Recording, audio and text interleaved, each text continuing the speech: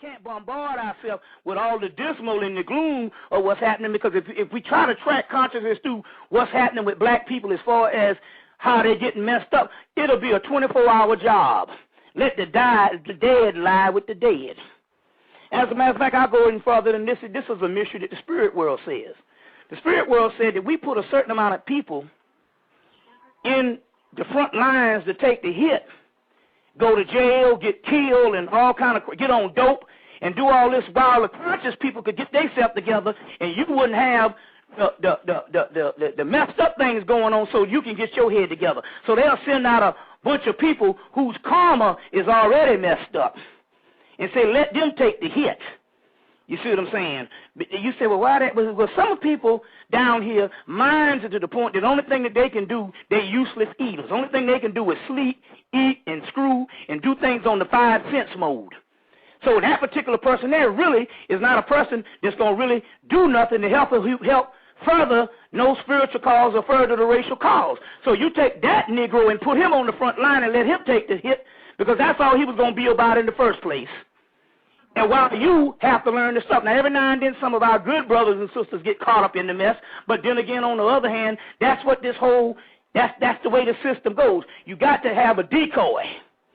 And that's what happens. So in so many words, this is the same thing of the African society continuing.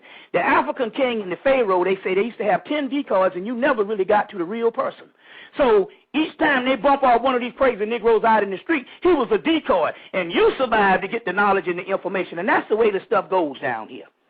It's all based on your light. If you have no consciousness, you have no light. So when the spirit world looks down and they're looking at the individuals, they can only see the light in the ones who got a certain amount of consciousness. Your light shines.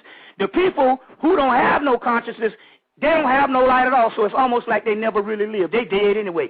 So whenever you see the decoy getting bumped off, you don't supposed to get mad and get distressed. You're supposed to go on. Say, look, this gives me more time for me to do myself. Still all them old no good niggas out there to get killed.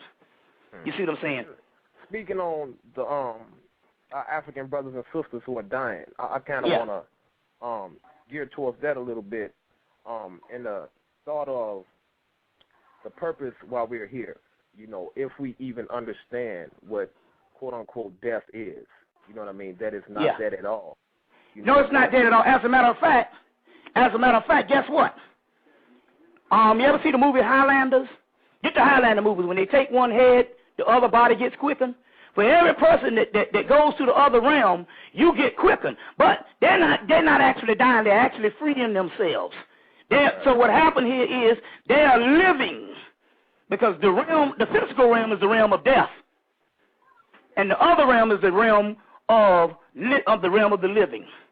So it's all it all goes to another level. But I was talking about based on why you see a certain amount of things, and when people ponder this question, well, why do we have to go through this if it's so spiritual? And what we don't realize is some of that stuff is being lined up if you just take the time to understand what's really going on. It's an ecological system. Ultimately, nobody dies. Ultimately, the people that's checking out of here, they're only going to the place where we are all going.